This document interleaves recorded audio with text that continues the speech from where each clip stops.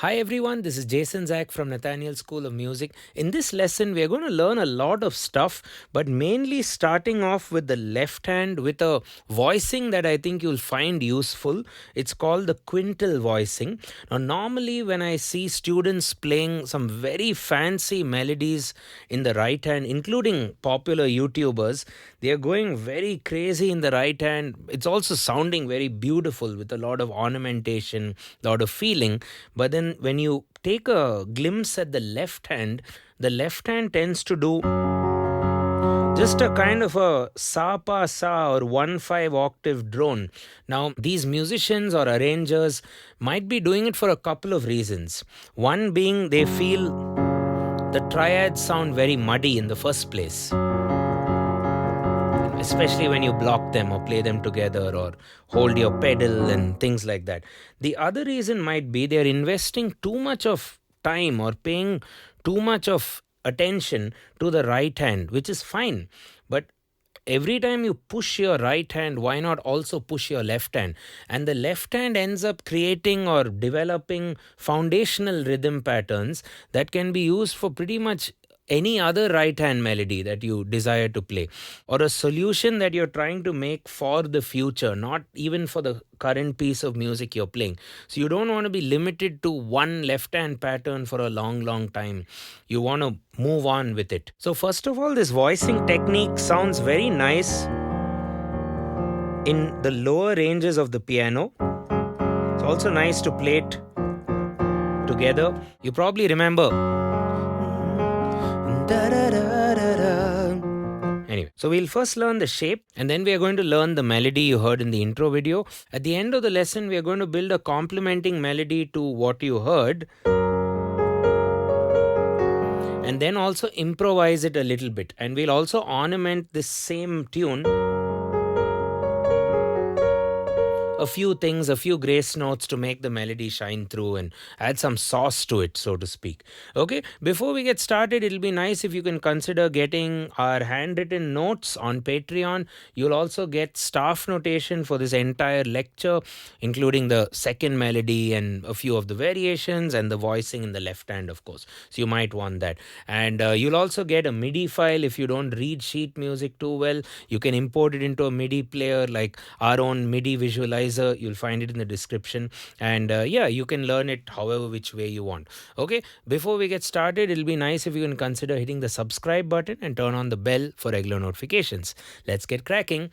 So I'm going to teach you two chords first. Let's limit our study to F sharp add 9 and E flat minor 9th add 9. Calling it add 9 because there's no 7. So to form it in the left register, you don't need the B flat. You don't need the major third. And it'll sound very muddy in any case, right? So you go 1, 5, color 9. Now this is already a lot better than that. There's a lot more color, there's a lot more flavor. And it's not very difficult. I've seen kids also play this sort of range. So 2 perfect fifths, it's also very easy to remember. 2 perfect fifths is giving you this voicing. Okay, and the pattern you can play is perhaps a simple arpeggio. You could even play it together for a start, or a simple arpeggio. So I'm limiting myself to 4/4. However, you could even make this arpeggio behave in a 3/4 system. 1, 2, and 3, and 2. 3. So this is the 4/4 one. Just up and down. Low note, middle note, high note, middle note. LM, HM, LM, HM. While the 3/4 system could be 1 and 2 and 3. 1 and 2 and 3 and 1. 1 will be reserved for the sa. And 2 and 3 and 1, or the root of the chord. Versus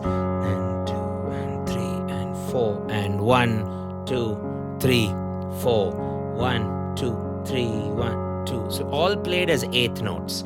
Okay, so those are the patterns, and just one more pattern to make it more interesting could be 1 and 2 and wait and 4, right? 1 and 2 and 3 and 4. Okay. you do it faster, it sounds more interesting.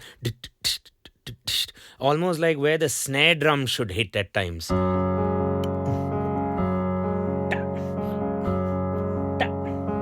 So you're giving respect to the snare drum hit by not hitting. Okay, that's the other pattern. So let's try and bring these patterns to the next chord. Now E flat minor ninth, it's a bit of a stretch.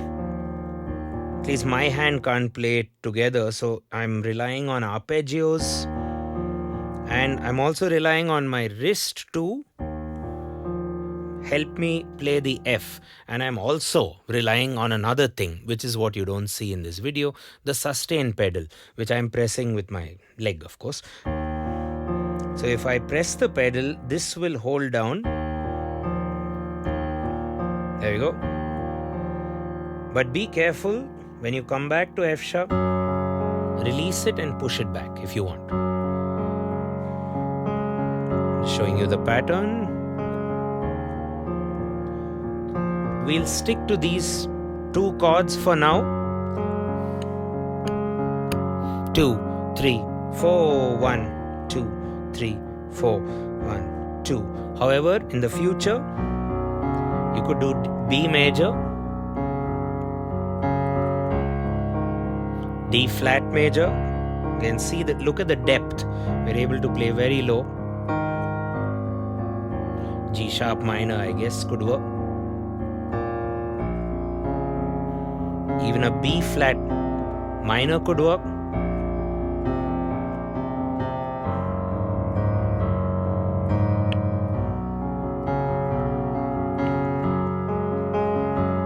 You could also experiment other time signatures. For instance, 5, 6, 7, 1, 2, 3, 4, 5, 6, 7, or 5.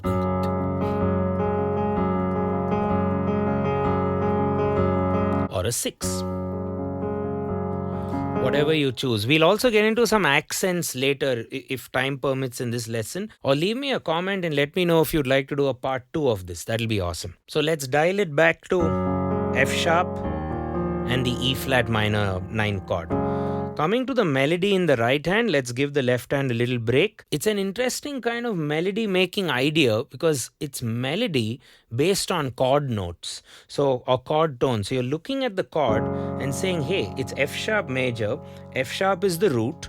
Let's build a melody which is 3, 2, 3, 5, 3, 2, 1, perhaps.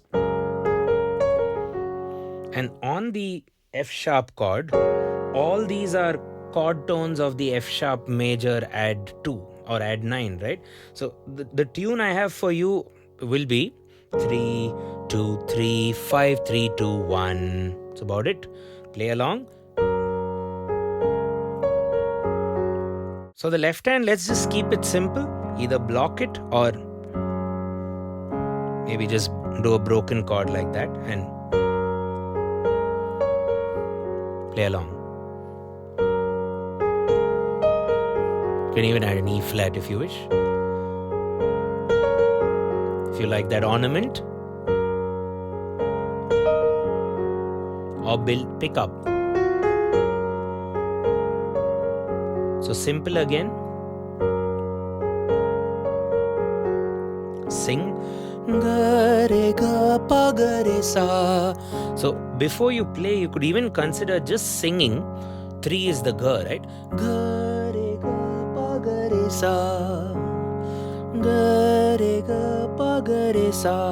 Breathe. Play. So if you're not getting the coordination or the flavor, the ornaments, try to sing it. Maybe ta na na na na na. Try and things like that. You can even do like a reverse grace note. I can't sing it, but I can play it.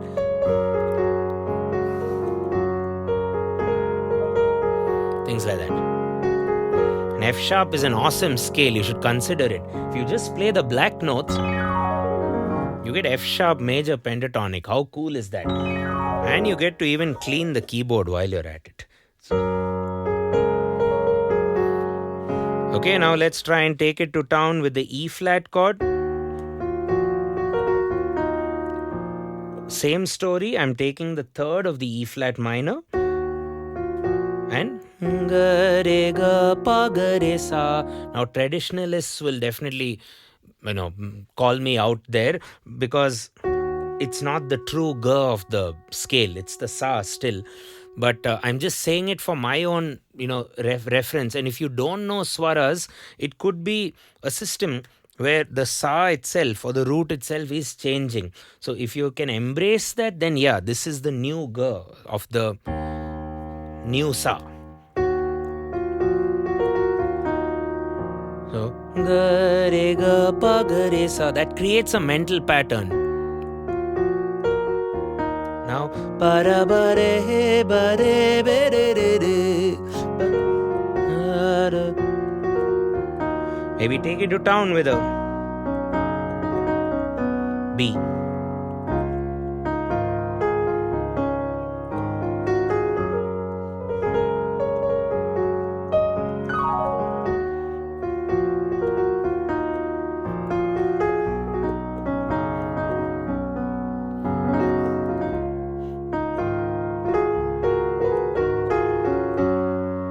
Okay, now bringing back our arpeggios.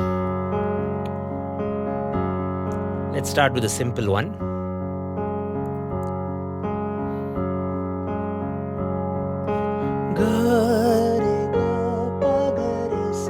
Play along.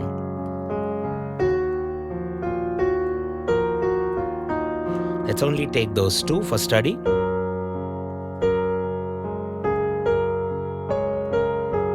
If you're not getting the coordination, sing first. Play. So don't simplify your left hand in order to play the right hand, right? Keep the left hand as an engine. You might miss a couple of notes here and there, but don't compromise the left hand. You could even make the melody of the right hand in chunks or in fragments, let's say.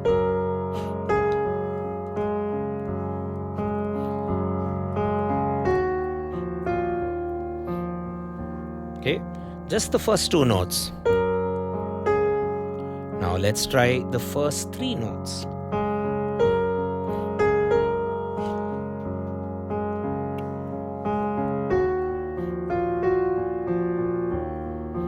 That's how you build independence. Let's do four notes.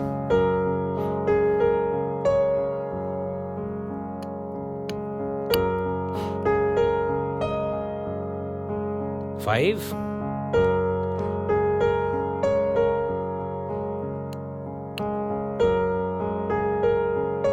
It's almost like a new melody now, right?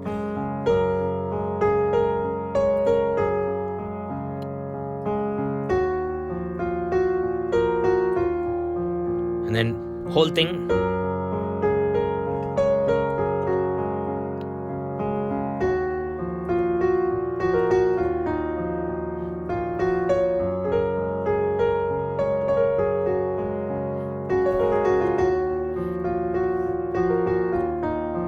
And before we sign off with a complementing melody, let's get back that original rhythm which we learned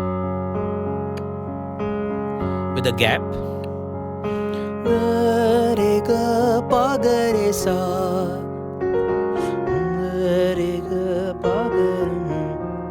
With the gap. If you like, you can even do things like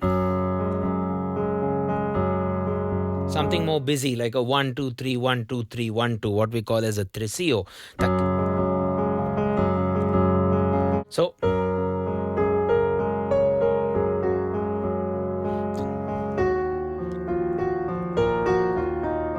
or you can do things like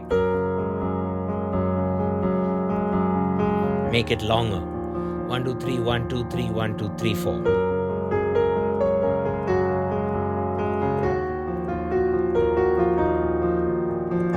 things like that. I just preferred the rhythm which I gave you earlier. And like I said, you can even do this on other time signatures. So now onward to a complementing melody. That would be just that. Just ga pa ga pa ga pa ga pa. But at beat 4, I've written two quavers with a kind of a question mark in my handwritten notes.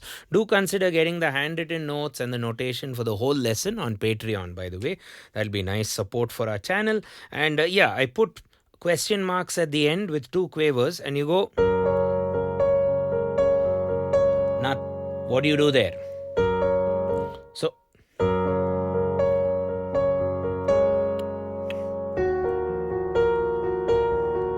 what? So that's the gap where you have to fill that up with something that you'd like to play. So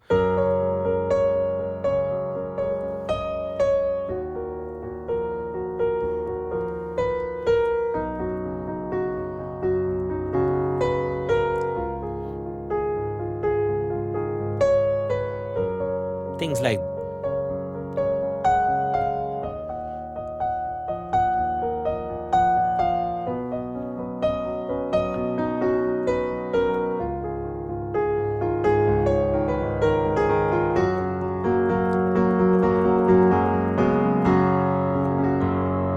so that if you put it together, you can probably do AABA, for instance. Another A.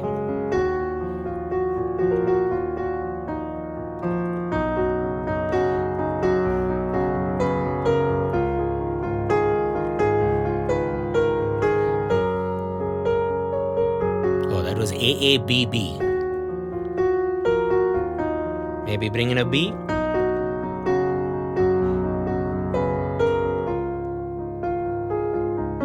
Jumble it.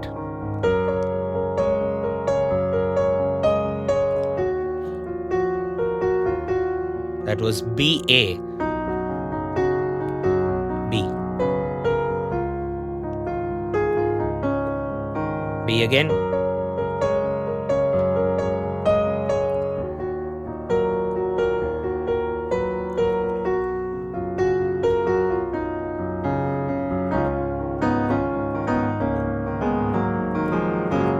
Also add your own C melody if you wish. Okay, so now a lot of creative thoughts are going on in my mind. I don't want to keep going forward with this lesson and confuse you anymore. So I'll leave it at this. This is what I had planned. Don't forget to get my notes and notation, MIDI and other stuff on Patreon.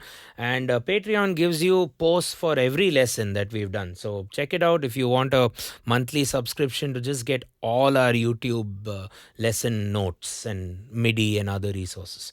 And please hit the subscribe, turn on the bell for regular notifications. And if you'd like to learn a course at Nathaniel School of Music, you can consider vocals, guitar or piano, whichever skill level. You can come over to our Bangalore studios and learn, or you can do it online with our learning management system waiting for you.